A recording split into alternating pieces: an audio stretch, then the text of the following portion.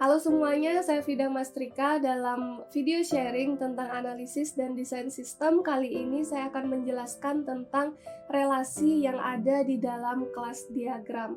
Video dari kelas diagram ini terbagi menjadi 3 part seperti yang saya cantumkan di sini, dan kalian sekarang sedang berada di part kedua. Sebelumnya saya sudah menjelaskan tentang simbol yang digunakan dalam kelas diagram. Kalau kalian belum menonton video tersebut, saya sarankan untuk menonton video tersebut terlebih dahulu ya.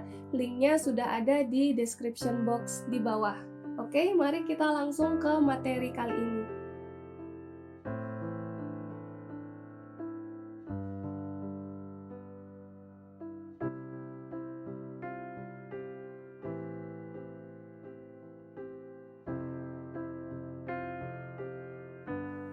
Oke, ada beberapa relasi yang bisa kita gunakan dalam kelas diagram. Contohnya adalah asosiasi, inheritance, aggregation, dependency, dan realization. Perbedaannya kalau dalam visual itu ada di garis dan tanda panahnya. Association seperti ini, generalisasi seperti ini, agregasi seperti ini, dependensi seperti ini, dan realisasi seperti ini.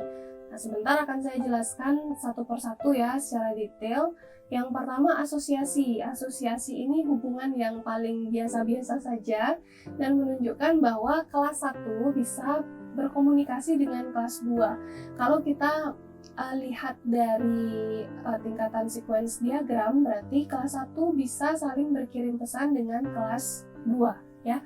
Asosiasi dilambangkan dengan solid line yang menghubungkan dua kelas.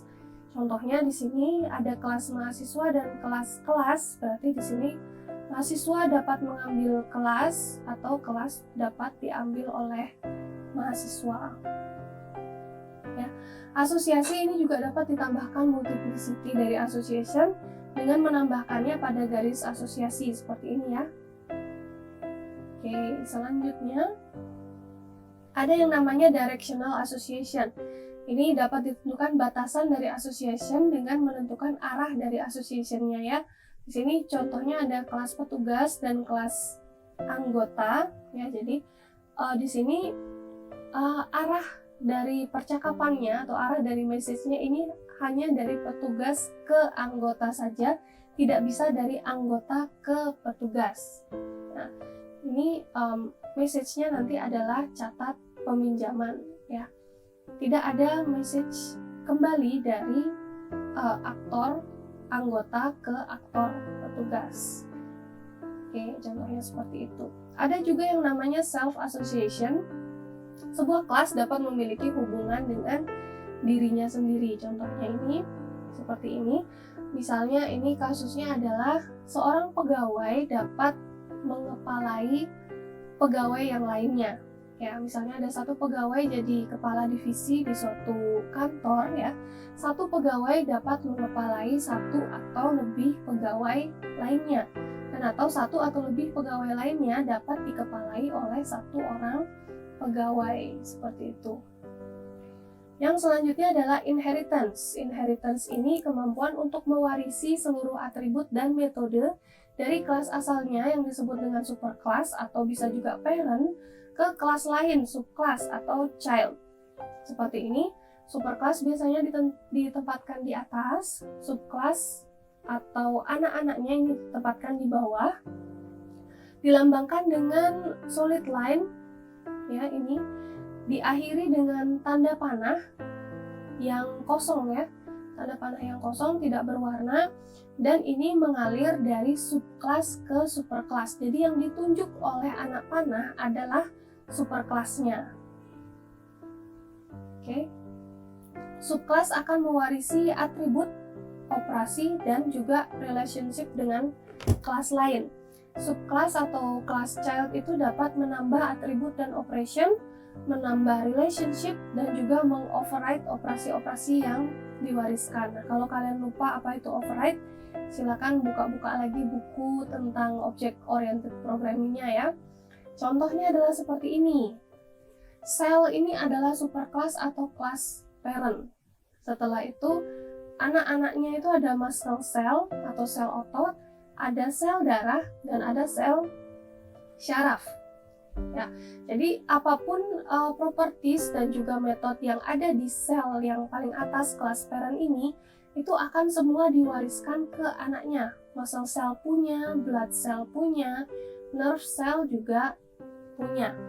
Dan di sini muscle cell sebagai anak dari sel ini juga menjadi parent atau menjadi superclass dari kelas-kelas yang lainnya. Ada striate dan smooth.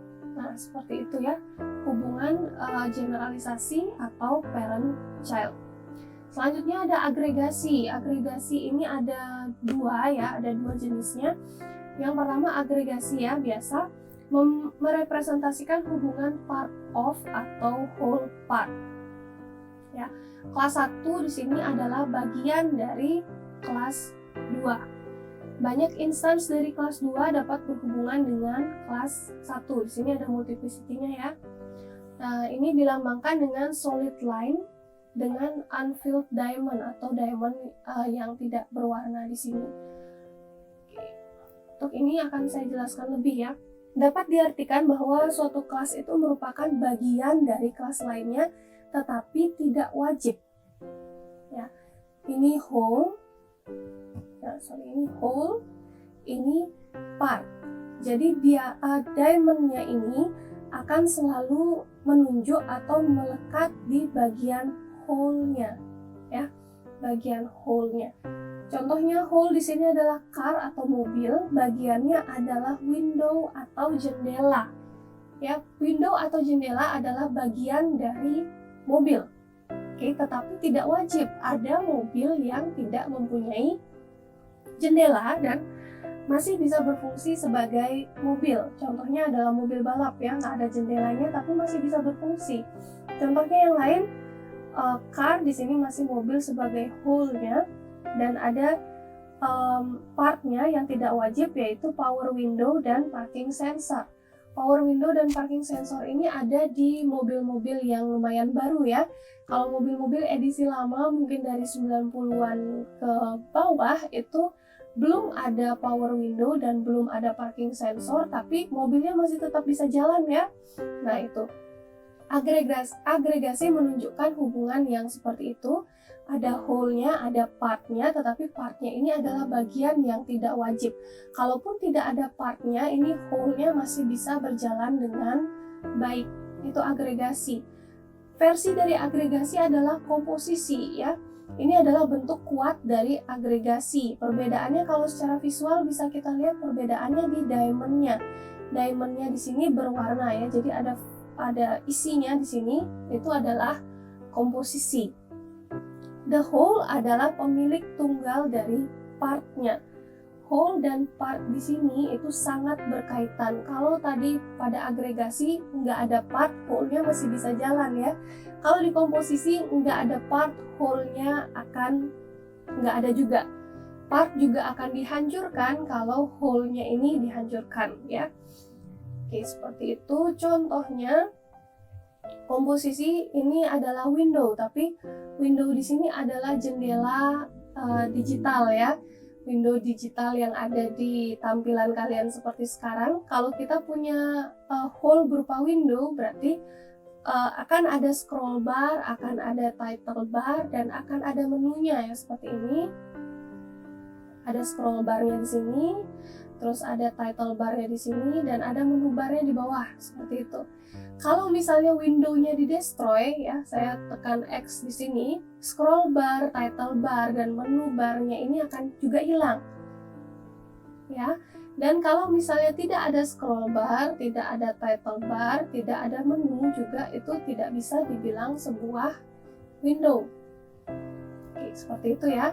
Jadi ini sangat berkaitan dan memang harus ada.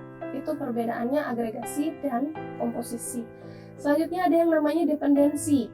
Dependensi di sini secara visual ada kelas 1 ini bergantung pada kelas 2 ya. Jika ada perubahan dari satu kelas, ini akan berpengaruh ke kelas lainnya, tetapi tidak sebaliknya ya. Dilambangkan dengan garis panah putus-putus dengan panah yang terbuka. Di sini kelas 1 bergantung pada kelas 2. Contohnya di sini.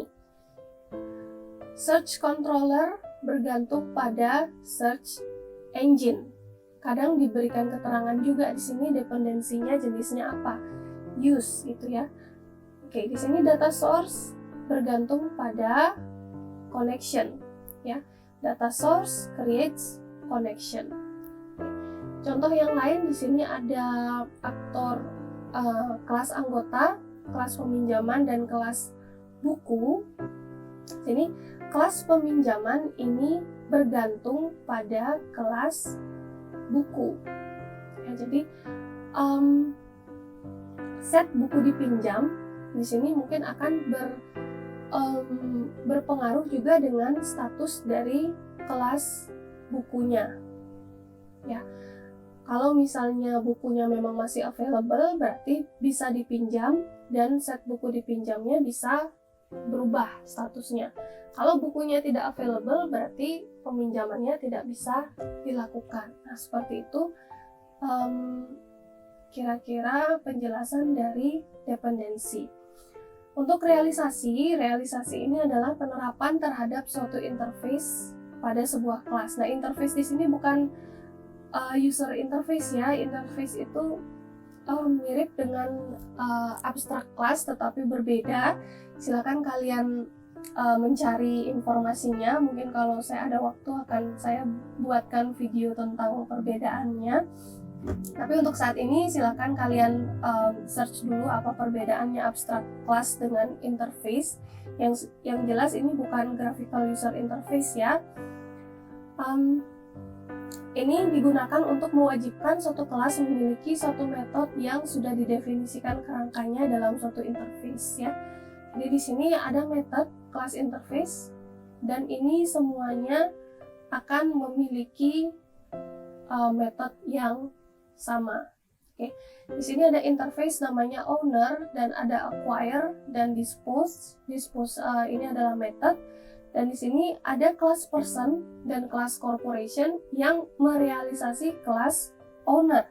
Jadi di sini kelas person akan memiliki metode acquire dan dispose. Corporation juga akan memiliki metode acquire dan dispose, tetapi pastinya isi atau implementasi dari metode tersebut akan berbeda. Contohnya seperti ini. Lagi ada Java interface namanya payment strategy. Ada dua kelas yang merealisasikan kelas interface ini namanya credit card strategy dan juga PayPal strategy. Ini ada metodenya yang namanya pay dan di sini ada metodenya memang harus diimplementasikan di kedua kelas tersebut. Bedanya dengan generalisasi, ini tanda panahnya adalah putus-putus. Nah, seperti itu relasi yang bisa kalian gunakan di dalam kelas diagram ya. Nah, bagaimana tentang materi relasi dalam kelas diagram? Nah, sekarang kalian sudah mengetahui simbol yang digunakan di dalam kelas diagram. Kalian juga sudah mengetahui relasi yang bisa digunakan di dalam kelas diagram. Selanjutnya, kalian pasti sudah bisa membangun kelas diagram dari sistem yang kalian rancang. Nah, di video selanjutnya saya akan memberikan ke kalian contoh-contoh dari kelas diagram yang sudah jadi. Oke, sampai ketemu di video saya yang selanjutnya.